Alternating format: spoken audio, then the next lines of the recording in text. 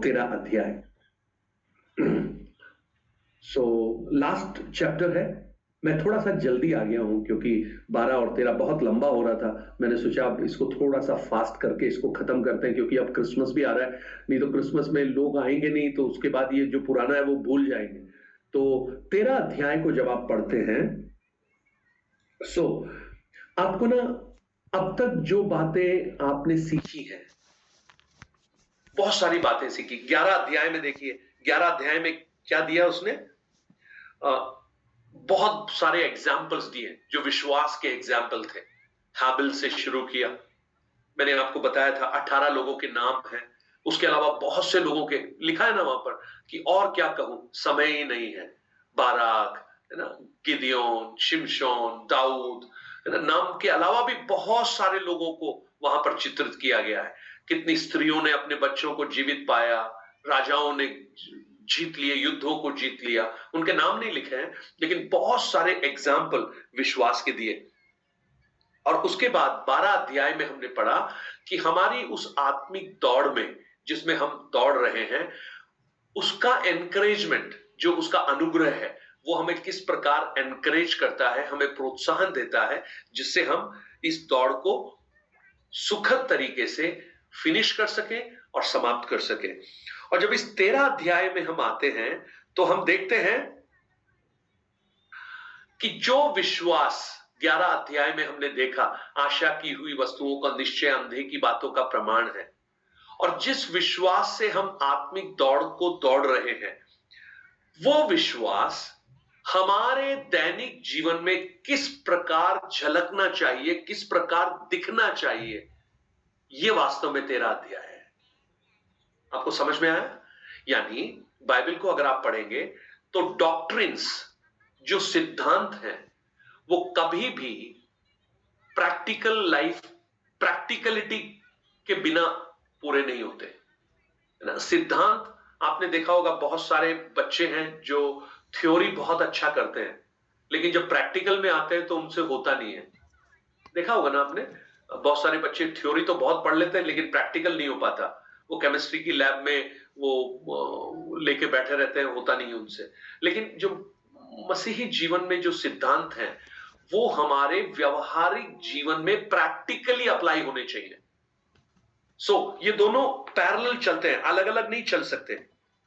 13 अध्याय इन्हीं बातों को सिखा रहा है कि किस प्रकार हम, वो जो प्रैक्टिकलिटी है, जो बहुत सारी बातें अभी हम देखेंगे कि वो कौन कौन सी बातें हैं, उनके बारे में हम मनन करने जा रहे हैं। चलिए पढ़िएगा, 1 वचन से लेकर 6 वचन तक पढ़ लीजिए। भाईचारे की प्रीति बनी रहे, पहनाई पहुनाई करना ना भूलना, क्योंकि इसके द्वारा कितनों ने अनजाने स्वर्गदूतों की पहुनाई की है। कैदियों की ऐसी सुधि लो कि मानो उनके साथ तुम भी कैद हो, और जिनके साथ बुरा बर्ताव किया जाता है उनकी भी ये समझकर सुधि लिया करो कि हमारी भी देह है। विवाह सब में आदर की बात समझी जाए, और बिछौना निष्कलंक रहे, क्योंकि परमेश्वर व्यभिचारियों और पर स्त्रीगामियों का न्याय करेगा। तुम्हारा स्वभाव लोभ रहित हो, और जो तुम्हारे पास है उसी पर संतोष किया करो, क्योंकि उसने आप ही कहा है कि मैं तुझे कभी ना छोड़ूंगा और ना कभी तुझे त्यागूंगा। इसलिए हम बेधड़क होकर कहते हैं कि प्रभु मेरा सहायक है, मैं ना डरूंगा, मनुष्य मेरा क्या कर सकता है।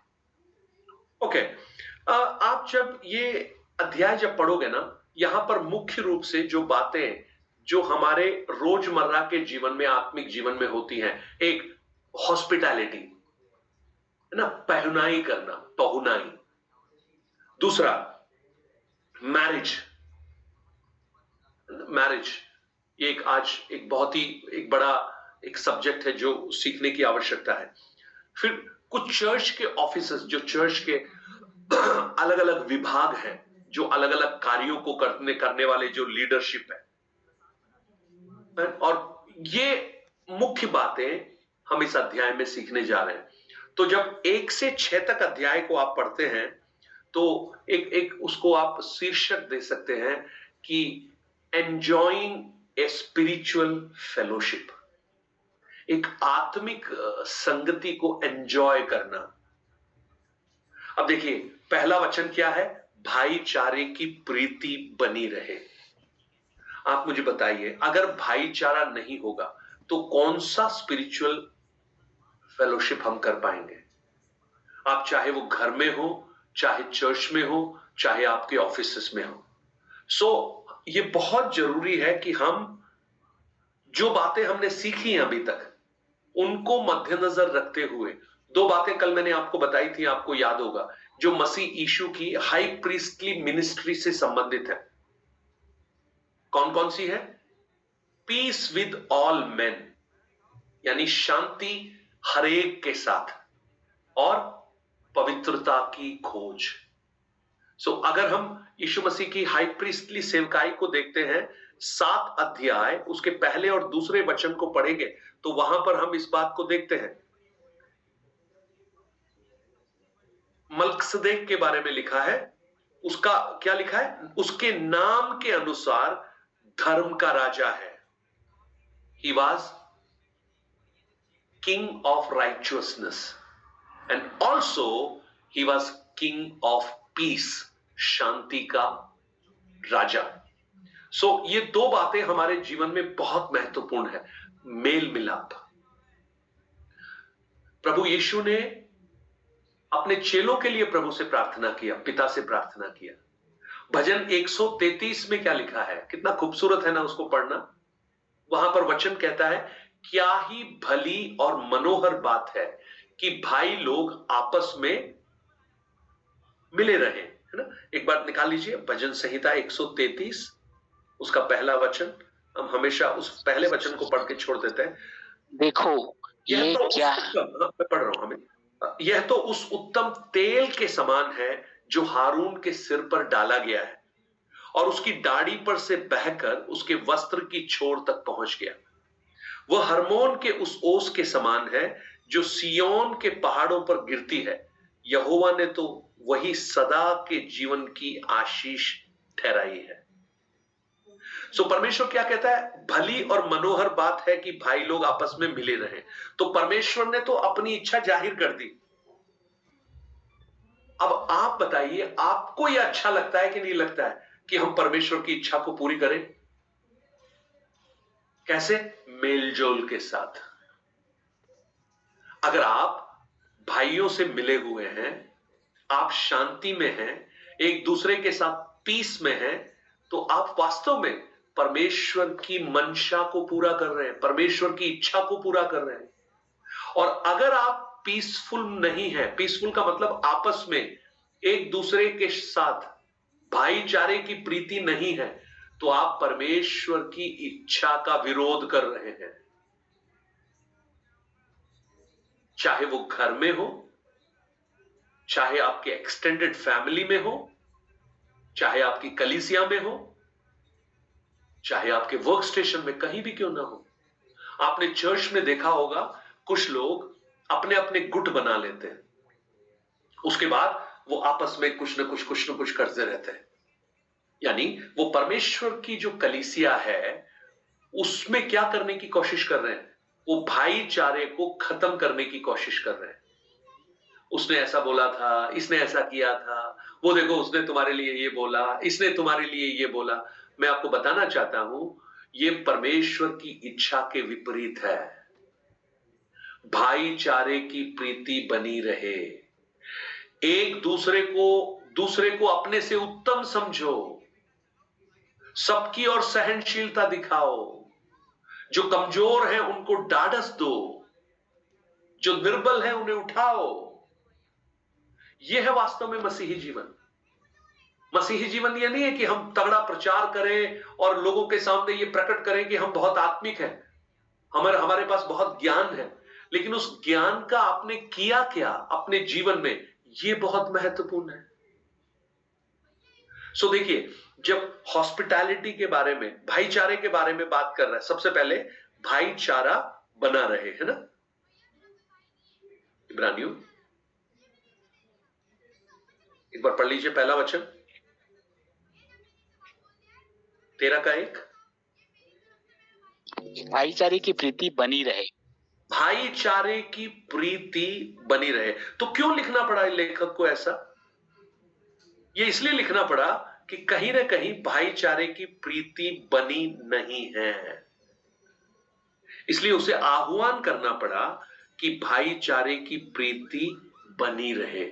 मैं आज आपसे पूछना चाहता हूं, अभी क्रिसमस का त्योहार है, पता है ये त्योहार वगैरह बहुत महत्वपूर्ण है। जैन समुदाय में एक त्योहार होता है, उसमें क्या करते हैं वो लोग, आपस में क्षमा मांगते हैं। और वो शब्द क्या है मुझे नहीं मालूम, किसी को मालूम है वो शब्द क्या है जो जैनी लोग बोलते हैं? क्या? मिक्षामी दुक्कड़म। हाँ, भिक्षामी दुक्कड़म है ना? मिक्षामी मिक्षामी दुक्कड़म। ये इसका मतलब पता है क्या है? वो माफी मांग रहे हैं लोगों से। बोला पिछले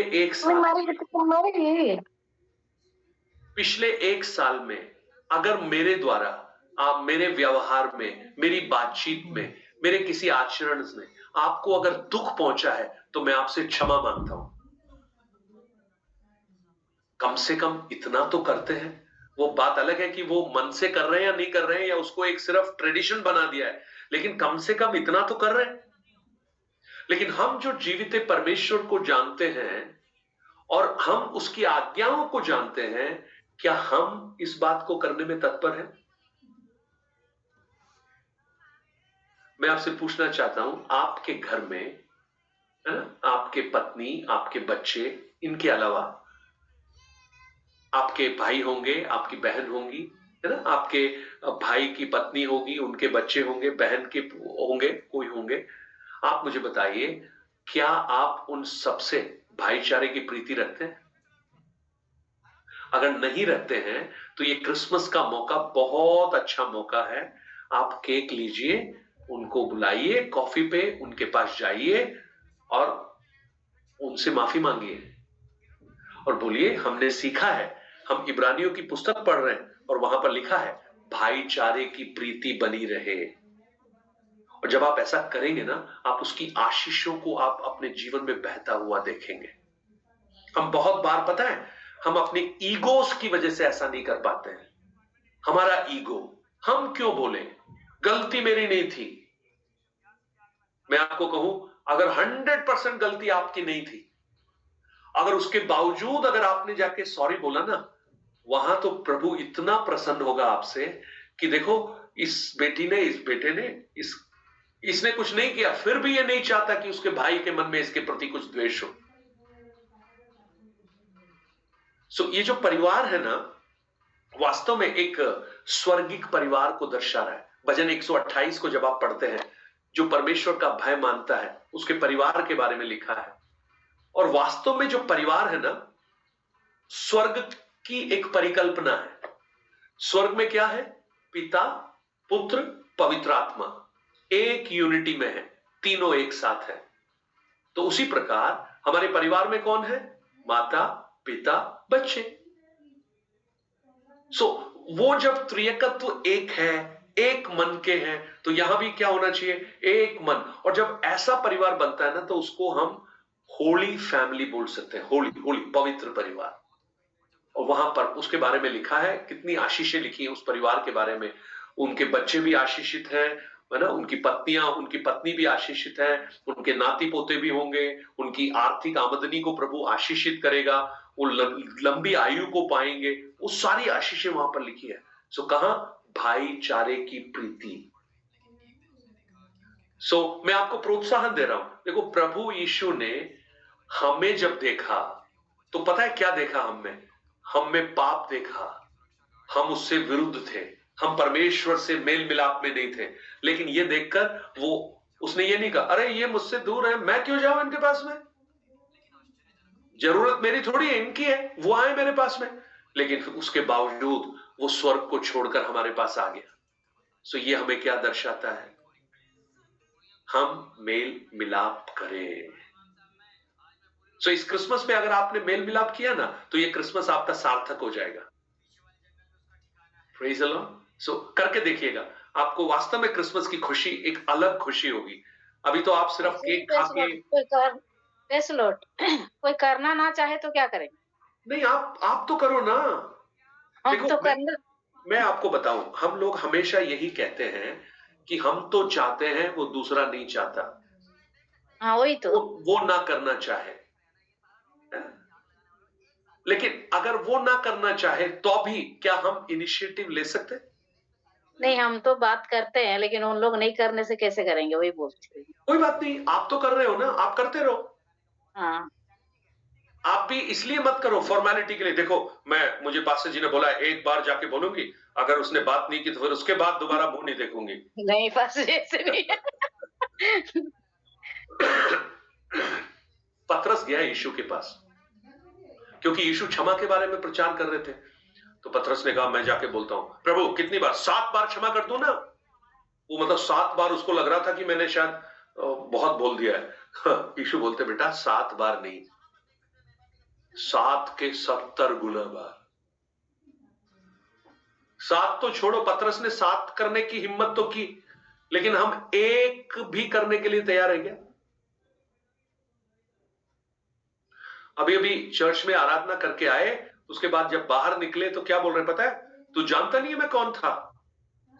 मुझे मालूम नहीं है मैं कौन था। सबको मालूम है जी, सबको पता है आप कौन थे। क्या छुपा हुआ है?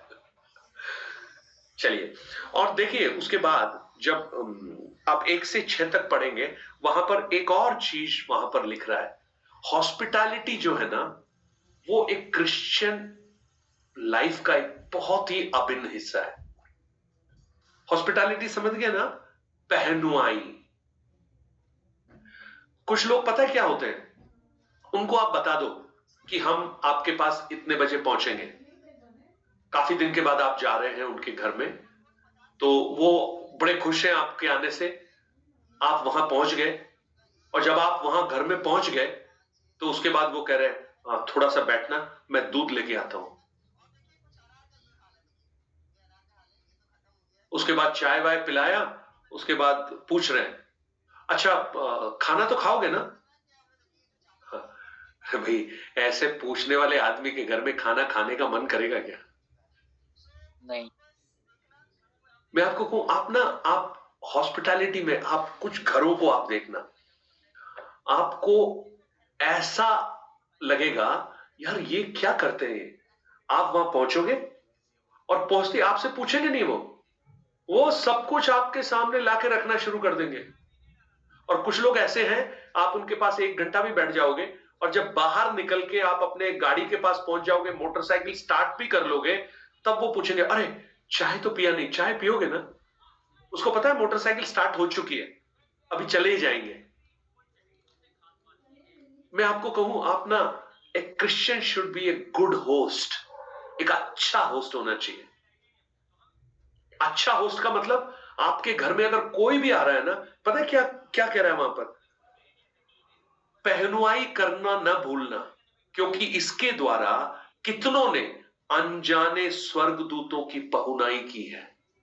आप 18 अध्याय जब उत्पत्ति के जब पढ़ेंगे, वहां पर अब्राहम जब मामरे के बगीचे में के वहां पर बैठा है, तो वहां पर 3 आगंतुकों को देखता है, 3 लोगों को देखता है।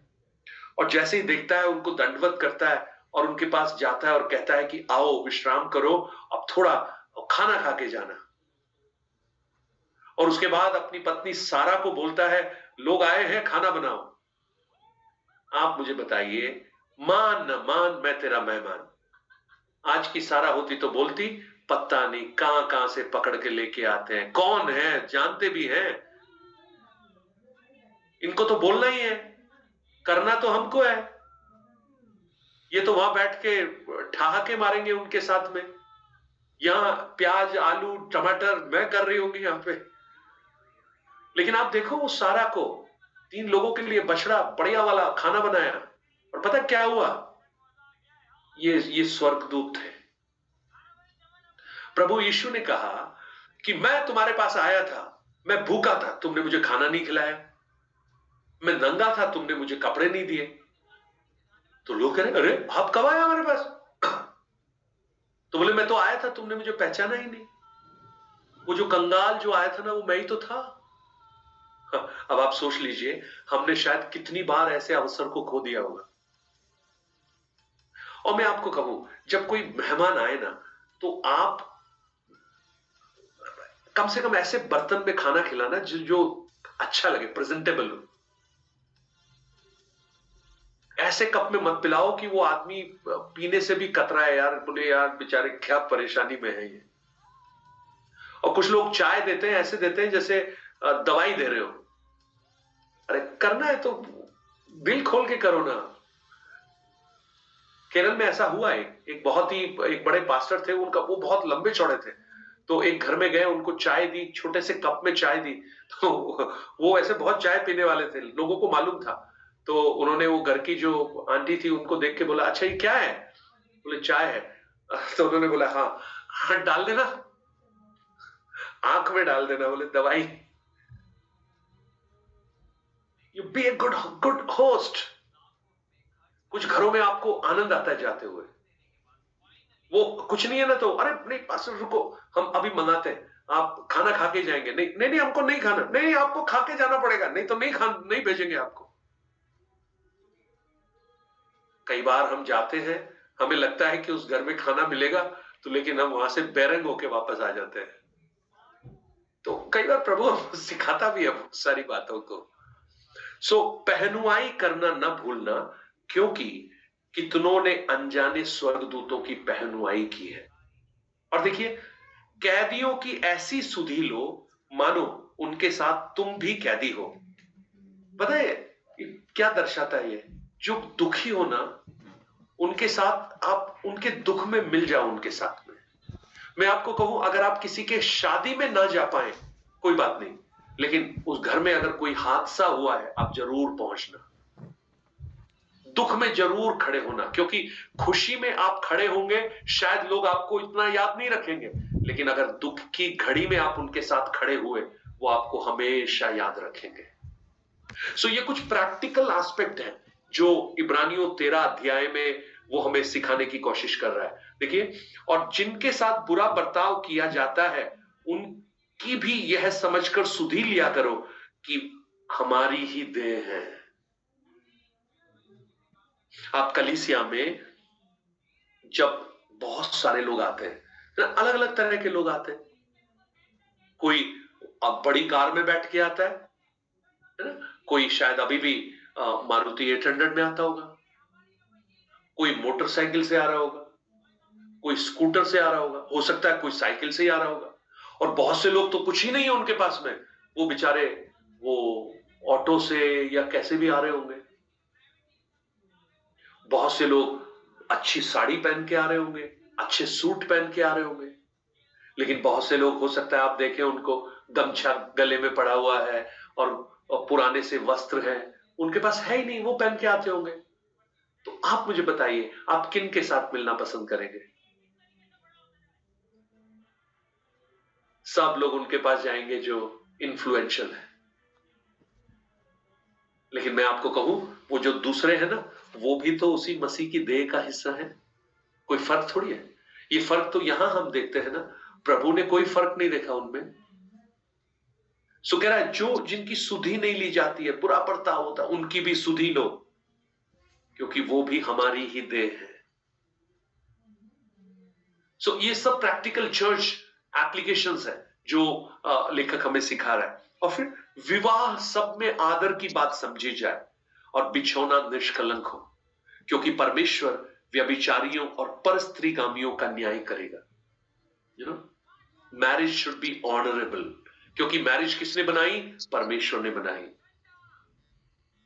मैं आपको बताना चाहता हूं, अपोजिट सेक्स जो है ना, उनको 10 बजे के बाद कोई मैसेज मत करना। Don't do it, it is wrong, अच्छा नहीं है, क्योंकि वो गलत समय है मैसेज करने का। सुबह बात करो, सुबह मैसेज दो उनको। और अपने हस्बैंड से कोई फोन छुपाओ मत, वाइफ से कोई फोन छुपाओ मत। अगर आप ऐसा कर रहे हैं, इसका मतलब कहीं ना कहीं कुछ प्रॉब्लम है।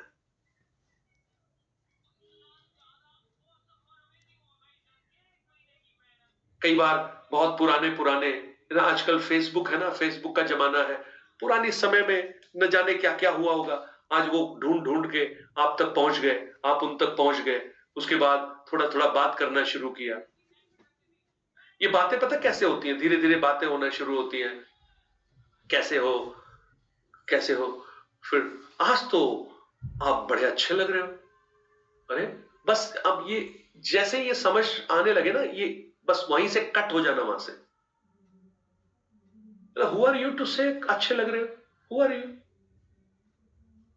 ना, बस वो एक इंडिकेशन समझना आप उसको, वो कम्युनिकेशन रॉन्ग डायरेक्शन में जा रहा है, स्पेशली मैरिड,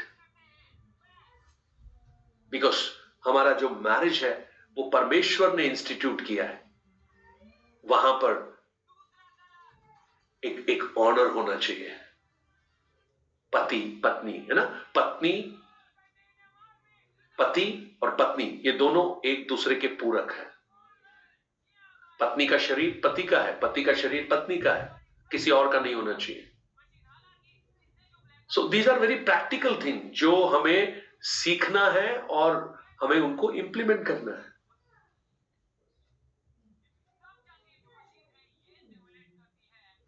एक बहुत बड़े पास्टर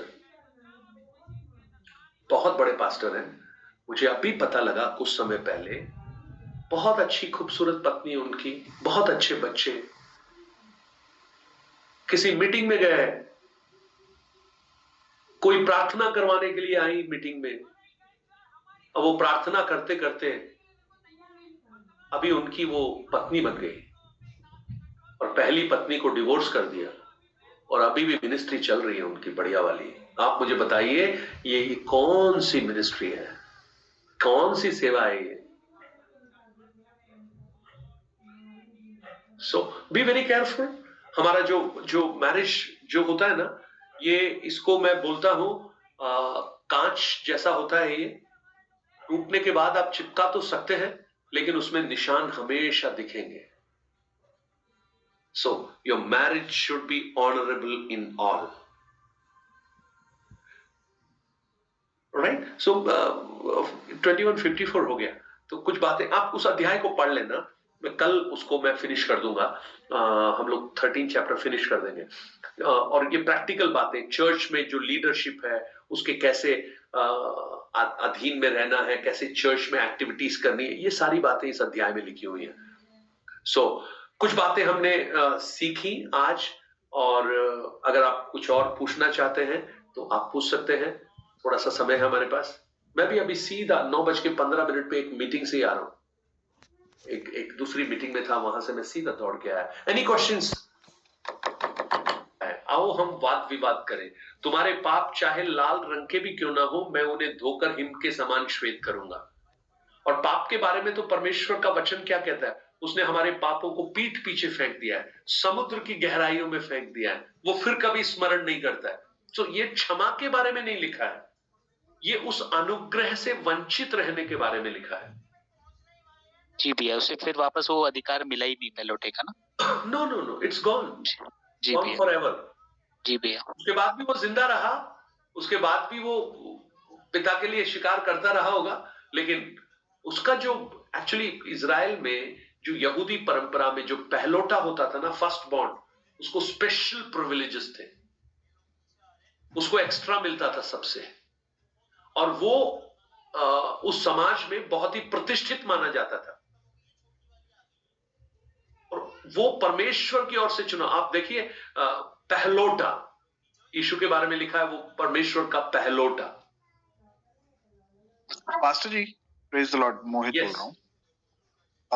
एसव का जो होना, ये एसव की गलती की वजह से याकूब का सिलेक्शन हुआ कि परमेश्वर का योजना पहले से ही याकूब के लिए था? देखिए, अब परमेश्वर की योजना से तो हटकर कुछ हो नहीं सकता। हाँ, तो वही कि ये याकूब के वंश से यीशु मसीह आएगा, ये तो पहले से ही परमेश्वर की योजना होगी। तो चुना हुआ होना बहुत जरूरी है ना अनुग्रह के लिए। देखिए, अगर इसको हम समझेंगे ना, तो हमें प्री डेस्टिनेशन एक कॉन्सेप्ट है, आपने पढ़ा होगा उसको, प्री डेस्टिनेशन। आप ही ने पढ़ाया है बड़े अच्छे से। मैंने सिखाया था ना प्री डेस्टिनेशन। प्रीडेस्टाइंड, हाँ, फॉर द ग्रेस ऑफ जिनको गॉड। उसने चुना है उनको महिमा भी दी है, जिनको महिमा दी है उनको मिलाया भी है। सो परमेश्वर ने वास्तव में प्री डेस्टाइन किया हुआ है। कुछ लोग इस थ्योरी को नहीं मानते हैं, प्री डेस्टिनेशन को नहीं मानते हैं, लेकिन वास्तव में परमेश्वर ने लोगों को चुन रखा है। तो पास्टर जी, क्या ऐसा है क्या, जैसे राहाब को देखें, रूत को देखें, कि उसने कुछ कुछ किया अपनी तरफ से, इस वजह से उनके ऊपर अनुग्रह हुआ? वो भी प्री डेस्टाइन थे, परंतु प्री डेस्टिनेशन के बावजूद भी हम ये नहीं कह सकते परमेश्वर ने चलो चुन के रखा है तो हम क्यों उन तक वचन पहुंचाए, वो तो अपने आप आ जाएंगे। नो, हमें अपना कार्य करना है। वो अब देखिए, राहाब के पास वो लोग पहुंचे और तब उसने उस कार्य को किया जो वास्तव में उसको करना था। अब रूत को भी देख लीजिए, रूत का एक स्टेटमेंट, तेरा परमेश्वर मेरा परमेश्वर है। चलो प्रीडेस्टिनेशन हमने पढ़ा है, पहले अच्छे से पढ़ा है। अब देखिए वो क्यों ईसाऊ को चुना, इसमें हम कुछ कह नहीं सकते। और रोमियो की पुस्तक में लिखा है ये परमेश्वर की इच्छा है, उसकी सोवर्जिन विल है, उसकी सार्वभौमिक इच्छा जिसको हम बोलते हैं। अगर वास्तव में मेरे और आपके बारे में कहें तो परमेश्वर ने हमको क्यों चुन लिया, बताओ कौन सी योग्यता देखी थी? पास्टर जी, अगर मैंने ये बाइबल में हम देखने पाते हैं कि जो पहले से चुने हुए हैं, जैसा अभी अमित भाई ने सवाल पूछा कि सवाल माफी के लिए, कई बार चुने हुओं ने गलती की परंतु परमेश्वर ने उन्हें माफ किया, क्योंकि जिसके ऊपर उनका अनुग्रह हुआ परमेश्वर ने उन पर दया भी की। तो ये सत्य है क्या कि जो विशेष चुने, जो परमेश्वर के चुने हुए हैं, परमेश्वर उन पर अधिक दया करता है? देखिए, अब दाऊद चुना हुआ था, परमेश्वर के मन के अनुसार चला व्यक्ति था। शाऊल भी परमेश्वर की इच्छा से चुना गया था। दोनों का अभिषेक शामूएल ने किया और दोनों का अभिषेक परमेश्वर की इच्छा से ही किया, क्योंकि परमेश्वर की इच्छा के बिना तो शामूएल अभिषेक नहीं करेगा। तो शाऊल पहला राजा। शाऊल के केस में अगर देखें तो इजराइलियों का एक तरह से बलवा था परमेश्वर के अगेंस्ट, कि वो परमेश्वर को अपना राजा छोड़ के अब वो चाहते थे कि उनका कोई राजा बने। हाँ। तो परमेश्वर इस बात को लेकर के नहीं खुश था, जहां तक देखा जाए तो। नहीं, लेकिन जब वो ठीक है, वो परमेश्वर इस बात से खुश नहीं था कि ये राजा क्यों चाहते हैं, परंतु जब उसने शाऊल को दिया तो उसका चुनाव था, परमेश्वर का चुनाव। हाँ, कि गुस्से में यार लो तुम मांग रहे तो जो चाहिए वो लो, ये जैसे होता ना, अच्छा संतरा नहीं दूंगा, ये सड़ा हुआ ही खा लो तुम। नो नो नो नो, जब परमेश्वर ने दिया तो इट वाज गुड। परंतु वहां प्रॉब्लम पता है क्या हुई? शाऊल ने भी अपराध किया, दाऊद ने भी अपराध किया।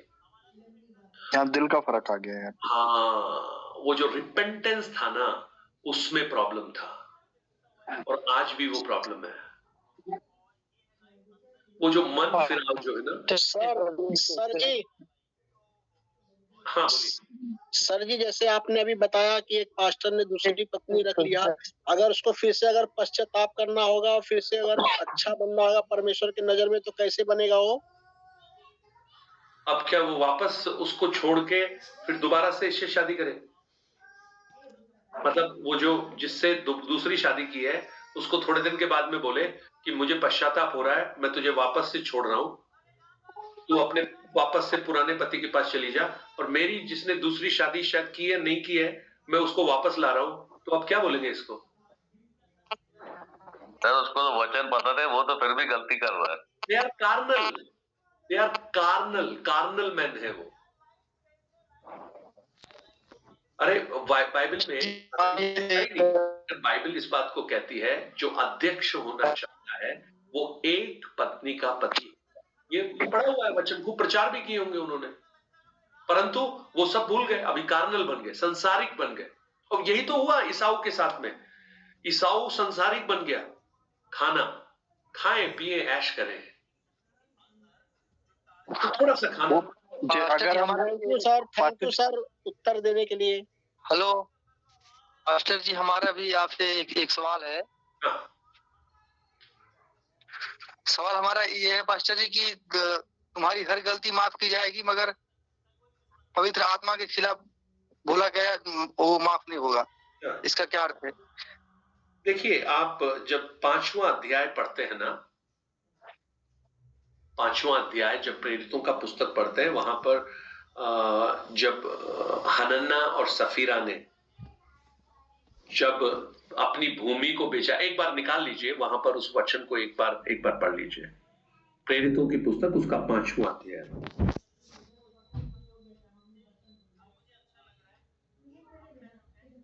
निकाला? मास्टर जी, मैं वो नहीं पूछ रहा हूँ, मैं ये पूछ रहा हूँ कि तुम्हारी हर गलती माफ की जाएगी, मगर पवित्र आत्मा के खिलाफ बोला गया माफ नहीं किया जाएगा। मैं वही बोल रहा हूँ। वो आप एक बार देखिए तो सही, वो प्रेरितों की पुस्तक में आइए 5वें अध्याय में। 5 का कौन सा वचन है भैया? उसका 3रा वचन पढ़िए। परंतु पतरस ने कहा, हे हनन्याह, शैतान ने तेरे मन में ये बातें क्यों डाली कि तू पवित्र आत्मा से झूठ बोले और भूमि के दाम में से कुछ रख छोड़े? जब तक वो तेरे पास रही, क्या तेरी न थी? और जब बिक गई तो क्या तेरे वश में न थी? तूने ये बात कहकर अपने मन में क्यों विचारी? तू मनुष्य से नहीं परंतु परमेश्वर से झूठ बोला। ये परमेश्वर से झूठ बोला। और उसके बाद ये बातें सुनते ही हनन्याह गिर पड़ा और प्राण छोड़ दिए, और सब सुनने वालों पर भय छा गया। तूने पवित्र आत्मा से झूठ बोला। देखिए, पवित्र आत्मा से झूठ बोलना या उसके खिलाफ पाप करना, ये अनफॉरगिवेबल, मतलब ये क्षमा नहीं किया जाना। पता है क्यों है इसका अर्थ? ये क्यों लिखा गया है, मैं आपको बताता हूं। पवित्र आत्मा के बिना कोई भी व्यक्ति प्रभु यीशु की ओर आकर्षित नहीं हो सकता। नहीं हो सकता ना? पवित्र आत्मा आकर्षित करता है ना? Yes sir. ना? तो एक व्यक्ति को जब पवित्र आत्मा कन्विंस करता है ना, प्रमोट करता है, उसने वचन सुना होगा कहीं या किसी संदेश को सुना, तो उसके मन में पवित्र आत्मा ने काम किया और वो उस व्यक्ति को रिपेंटेंस की ओर मोड़ना चाहता है। परंतु ये व्यक्ति अपने हृदय को हार्डन कर उस पवित्र आत्मा की आवाज को नहीं सुनते हुए या उसके खिलाफ कुछ भी बोलते हुए वो अगर रिस्पॉन्ड कर रहा है, तो पता है क्या कर रहा है? वो अपने जीवन में उस रिपेंटेंस का यानी मन फिराव का अवसर खो रहा है। और अगर उसने मन फिराव का अवसर खोया तो क्या होगा उसका? मरेगा कि नहीं मरेगा? संदीप जी, आपको समझ में आ रहा है? हेलो, समझ में आ रहा है आपको? जी वही जी, ये जैसे इसमें ना कुछ लोग ऐसा होते हैं कि फरूसी और सदूकियों के सामने जो है कि मसीह ने जो है चमत्कार किया था, तब वो उस टाइम तो वो लोग अपने आंखों से देख रहे थे वो चमत्कार। देखते हुए तब वो बोले कि ये सब दुष्ट आत्माओं से कर रहा है। तब बोले कि तो मतलब कुछ लोग जो पास्टर हैं बोलते हैं कि ये उस टाइम पर लागू होता है, आज के टाइम पे लागू नहीं होता है। तो उसके लिए मैं मतलब कंफ्यूज हो गया, क्योंकि कुछ लोग, देखो बड़ा सिंपल है। पवित्र आत्मा एक व्यक्ति के मन को उभारता है उस प्रभु यीशु को परमेश्वर कहने में, है ना? क्योंकि पवित्र आत्मा के बिना कोई व्यक्ति यीशु को प्रभु नहीं कह सकता। 1 कुरिन्थी 12 अध्याय उसका 3 वचन। सो पवित्र आत्मा उस व्यक्ति को प्रेरित करता है। तो एक व्यक्ति को मान लीजिए वो विश्वासी नहीं है, वो नामधारी कलीसिया में है, उसने जन्म लिया मसीही परिवार में, या नहीं भी, वो कहीं गया, उसने वचन सुना और उसके मन में बड़ा मतलब पश्चाताप का भाव उत्पन्न हुआ, है ना? होली स्पिरिट ने उसको प्रमोट करना शुरू किया। होली स्पिरिट उसको पश्चाताप की ओर लाना चाहती है, उद्धार की ओर लाना चाहती है। लेकिन वहां पर वो व्यक्ति अपने हृदय को कठोर कर कर और उस बात को तिरस्कृत कर कर बोले नहीं नहीं ये मेरे लिए नहीं है, ये सब बेकार की बात है, यानी उस पवित्र आत्मा का विरोध किया। अब विरोध करने का परिणाम क्या हुआ? उसने उद्धार नहीं पाया। अब जब उद्धार नहीं पाया वो व्यक्ति का क्या होगा? अनंत काल के नरक में वो जाएगा या नहीं जाएगा? जाएगा। हाँ वो तो जाएगा पास्टर जी, लेकिन हमारे मन में सवाल ये आता है कि मान लीजिए जैसे कोई अभी मतलब मेरे साथ क्या हुआ कि वचनों से जो है शैतान हमें भरमाता ज्यादा है, तो उसके वजह से मैं थोड़ा बीच में मतलब वो बैर आ गया था, तो मतलब से मैंने कि छोड़ने का ऐसा काम आ गया था, तो बीच बीच में मैंने छोड़ दिया, तो अपने मुख से जो है उल्टा सीधा ऐसा बारी बोल दिया। तो मन में ये आता है सवाल कि तुमने तो अभी ऐसा वचन में लिखा है कि तुम्हारी हर गलती माफ की जाएगी मगर पवित्र आत्मा के खिलाफ बोला हुआ माफ नहीं होगा। तो वही चीज को लेकर मैं बार बार सोचता रहता हूँ और डिबरेट हो गया हूँ। तो मैं ये पूछना चाहता हूँ कि क्या हमारी वो गलती माफ हो सकती है, और जो हमने बोला है ये सब बकवास है, ये धर्म सही नहीं है, ये सब बिल्कुल भी, क्योंकि हम इसका मतलब तो फिर जो शाऊल था वो तो कुछ लायक ही नहीं था। वो तो उसने तो बोला नहीं, उसने तो किया। वो तो लोगों को घसीट घसीट के मार रहा था। लेकिन वो जब पहला तिमोथी 1:15 में लिखता है, वो कहता है इसमें कोई शक नहीं कि प्रभु यीशु पापियों का उद्धार करने के लिए आया, जिनमें सबसे बड़ा मैं हूं। देखिए आज आप इस बात को स्वीकार कर रहे हैं, आपने उद्धार पाया है? हाँ जी उद्धार पाया, बपतिस्मा लिया? हाँ बपतिस्मा ले लिया ना सर जी। हमारे साथ कुछ ऐसा हो रहा है, मैं आपको क्या बताऊं कि मैं मतलब हर रोज मुझे आप बाद में फोन करके बताइएगा, अभी तो बहुत सारे लोग हैं, तो क्या बताएंगे आप? हाँ ठीक है, लेकिन थोड़ा मतलब बताना भी आवश्यक है ना। बात यह है कि सभी लोगों के सामने मैं थोड़ा सा शेयर करना चाहता हूँ कि मैं दिन भर मेरा ये अभी क्या है, हम लोग 10 बजे तक हम बैठते हैं, 10 हो गया है। सब लोगों को, कई लोगों को खाना भी खाना है। आप मुझे पर्सनली फोन कीजिए, है ना? मेरा नंबर है आपके पास? नहीं, आपका नंबर हमारे पास नहीं है, तो कोई नहीं, ठीक है। आप हमें ये बता दीजिए कि मान लीजिए अगर हमने कुछ अपने मुख से बोल दिया है, ऐसा कोई अपशब्द बोला हुआ है बाइबल के बारे में, या फिर मतलब ये धर्म को ही बारे में कि ये सब सही नहीं है, क्योंकि मेरा तबीयत सही नहीं चल रहा है, तो वचनों को जो है शैतान में भरमा रहा है, तो इसकी वजह से जब तबीयत सही नहीं है तो कंफ्यूजन आया, तो फिर मैंने बोला, तो उस वजह से जब बोला तो फिर मुझे डर हो गया। ये वो नहीं है जो आप सोच रहे हो, जो आप जो सोच रहे हो ना कि हमने पवित्र आत्मा के विरोध में कुछ बोला है, ये वो नहीं है जो आपके मन में है, ये वो वाला नहीं है। तो इसको आप निकाल दीजिए अपने मन से। तो फिर ये मैं जानना चाह रहा हूँ भैया, इन्होंने ना वो मैथ्यू का 12 का 31 और 32 पढ़ लिया और उसको लेके ये डर रहे हैं। मैथ्यू का 12 का 31 और 32 नहीं, उन्होंने कौन सा पढ़ा है? पास्टर जी, ये मैं पूछना चाह रहा हूँ, जो प्रभु के दास ये तेल और पानी की सेवा कर रहे हैं, जो प्रभु के वचन में ऐसा कहीं नहीं है, तो क्या वो दास की सेवा सच में प्रभु के अनुग्रह के लिए है, या फिर वो भी परमेश्वर के पवित्र आत्मा का विरोध कर रहे हैं? देखिए, पौलुस कहता है अगर तुम में से कोई बीमार हो तो वो जाए और ना, आप किसको बुलाए? अगुओं को बुलाए, तेल लगाकर उनके लिए प्रार्थना करे। ये लिखा है, तेल बेचने के लिए नहीं लिखा है। जी, तेल लगाकर प्रार्थना करने के लिए लिखा है। और ऐसा नहीं है कि उसने ऐसा नहीं बोला कि हर प्रार्थना में ही तेल लगाना है, ये भी नहीं बोला है।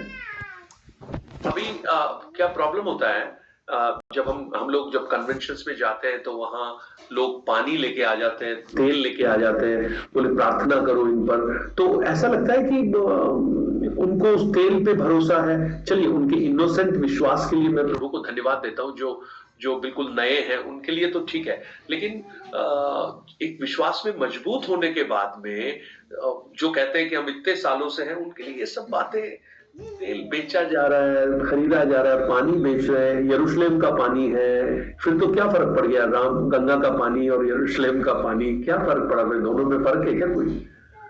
उधर गंगा जल छिड़क रहे हैं, इधर यर्दन का जल छिड़क रहे हैं। तो पास्टर जी अभी हमारे सवाल का जवाब मिला नहीं। हेलो,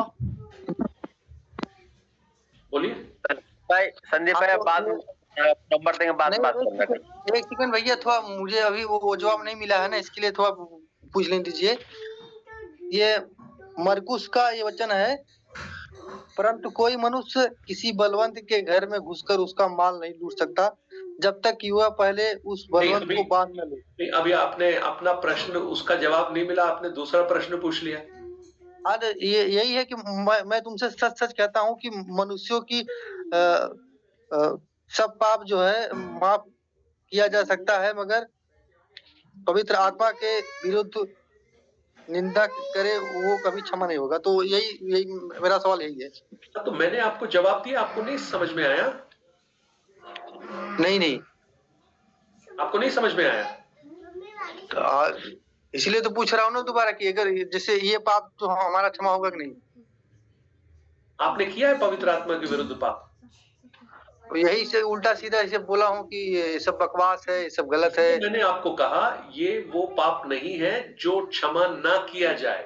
वो क्षमा ना किया जाने वाला पाप वो है जब आपको प्रभु उद्धार के मार्ग में पवित्र आत्मा जब आपको लीड कर रही है और उस समय आप अपने दिल को कठोर कर और उस उद्धार से वंचित हो जाएं, तो फिर क्षमा नहीं होगा, फिर वो व्यक्ति मर जाएगा, अनंत काल की मृत्यु को पाएगा।